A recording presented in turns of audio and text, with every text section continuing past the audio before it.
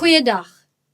Jy weet nou al teen hierdie tyd wat is veelvoude, faktore, priemfaktore en ook KGV's, kleinste gemeenskaplike veelvoud en GGF's, grootste gemeenskaplike faktore. Nou wat nou gaan ons vandag kyk? Ons gaan nou kyk vandag, hoe bepaal ek 'n KGV en 'n GGF, die kleinste gemeenskaplike veelvoud en die grootste gemeenskaplike faktor met behulp van my priemfaktore. Kom ons doen 'n voorbeeld, dan sal jy verstaan. Voorbeeld 1. Sê nou maar ek het die getalle 36 en 225. En ek sê vir jou, goed, wat is die KGV van daai twee getalle? Of wat is die grootste gemeenskaplike faktor van daai twee getalle? Hoe gaan ons te werk? Heel eerste moet ons elke getal ontbind in sy priemfaktore. En dit doen ons sommer met die leertjie metode. So ek gaan nou 36 ontbind. Onthou, begin by die kleinste priemgetal, né? 'n 2.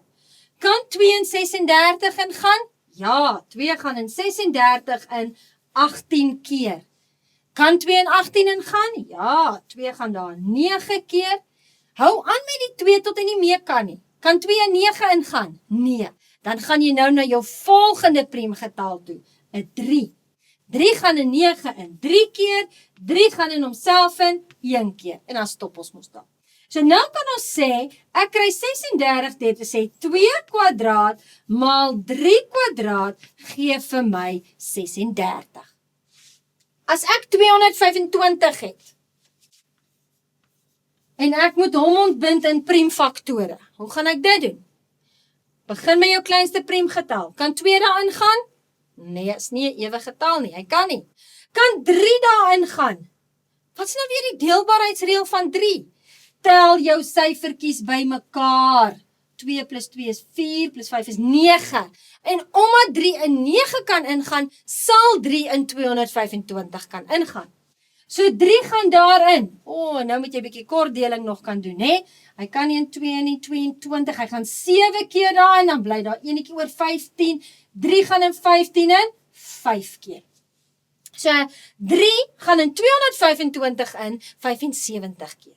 Hou aan met die 3 tot hy nie meer kan nie. So kyk nou, 7 plus 5 is 12, so ja, 3 sal ook in 75 kan ingaan. 3 gaan in 75 in, daar is 2, 1 oor, 25 keer.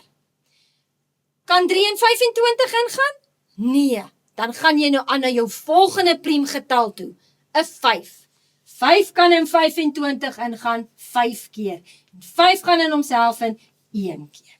En daar het jy nou dan jou priemfaktore van 225. So, dit beteken 3 kwadraat maal 5 kwadraat gee vir my 225. Nou gaan ons die KGV bepaal. Hoe kry ek die KGV, my kleinste gemeenskaplike veelvoud? Deur die volgende te doen. Die hoogste mag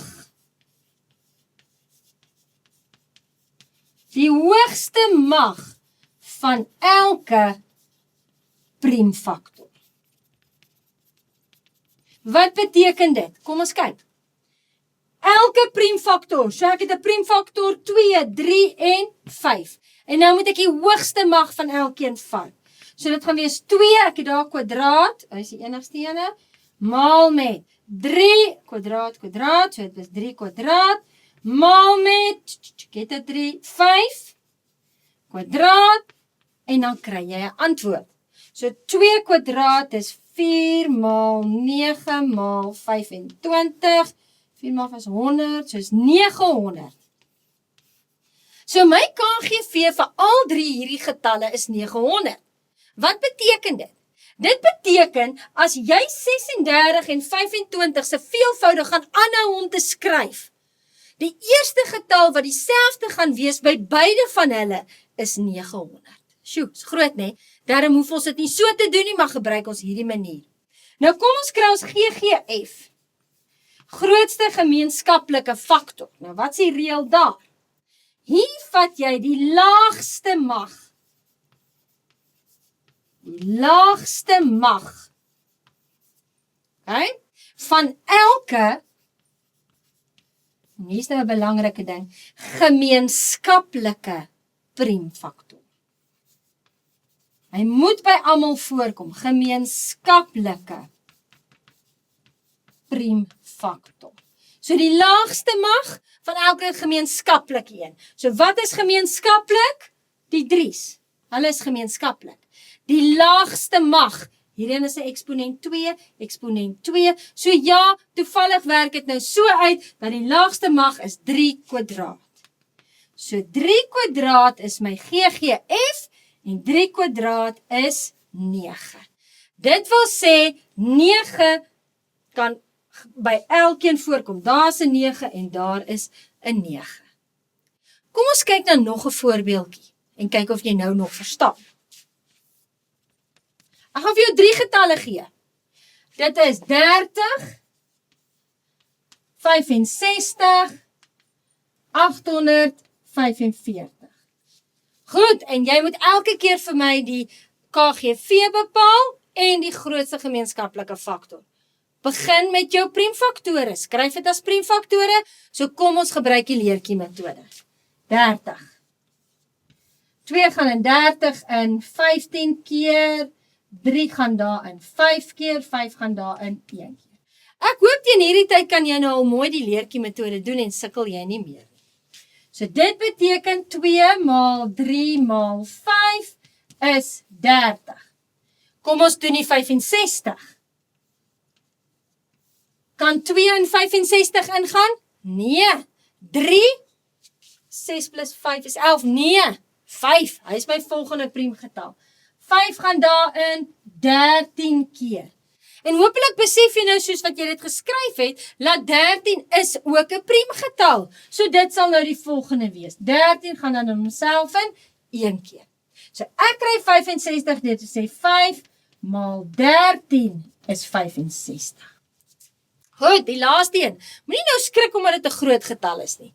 Bly net by jou metodetjies en jy sal dit kan uitwerk. 845. Kom ons kyk. Kan ek 2 dae indeel? Nee, is nie 'n ewige getal nie. Kan ek 3 dae indeel? As ek die syfertjies bymekaar, nee, ek kan nie. Dan moet ek 5 dae kan indeel. So 5. Nou moet ons weer 'n kort deel, né? 5 gaan in 8 in 1 keer, dan bly daar 3 oor. 5 gaan in 34 in 6 keer, dan bly daar 4 oor. 5 gaan in 45 in 9 keer. Goed. En ek hoop jy besef nou dat jy 169 geskryf het, dat dit is eintlik 'n bekende getal. Want jy kan 169 kry deur te sê 13 maal 13. So 13 gaan daar in 13 keer, en 13 gaan daar in 1 keer. So, ek het dan 5 maal 13 kwadraat is 845. Kom ons kry dan nou ons KGV. Met ons KGV soek ons die hoogste mag van elke priemfaktor. So hoeveel verskillende priemfaktore het ek? Ek het 'n 2, 3, 5 en 'n 13. Ek soek die hoogste mag van elkeen. So dit gaan wees 2, maar is net tot mag 1, maal 3, is net 1 keer, van maal 5. Al is hy by elkeen, kom hy net 1 keer voor. Maal met 13, maar daai 13 het ons daar 'n 13 kwadraat, so dis die hoogste mag. En as ek hom nou gaan uitwerk, 2 maal 3 is 6, 6 maal 5 is 30, maal 169, werk hom gou uit, ek behoort 'n antwoord te kry van 5070. So dit beteken, as jy die veelvoude nou gaan skryf van 30, baie van hulle gaan skryf. Jy skryf die veelvoude van 65, en jy skryf die veelvoude van 845. Die eerste getal wat dieselfde gaan wees by al 3 van hulle, is 5070. Kom ons kyk laastens, ons GGF, ons grootste gemeenskaplike faktor. Vir die grootste gemeenskaplike faktor gebruik jy jou laagste mag van elke gemeenskaplike priemfaktor. So jy moet nou gaan kyk, watter priemfaktor kom by elkeen voor. In hierdie geval is dit net 'n 5. Wat is die laagste mag? Wel, hy kom elke keer net 5 tot die mag 1, 5 tot die mag 1. So my GGF gaan wees 5. Seuns en dogters, ek hoop dit maak vir jou sin en dat jy nou verstaan, hoe kan ek my priemfaktore gebruik om my KGV te bepaal, as ook my GGF.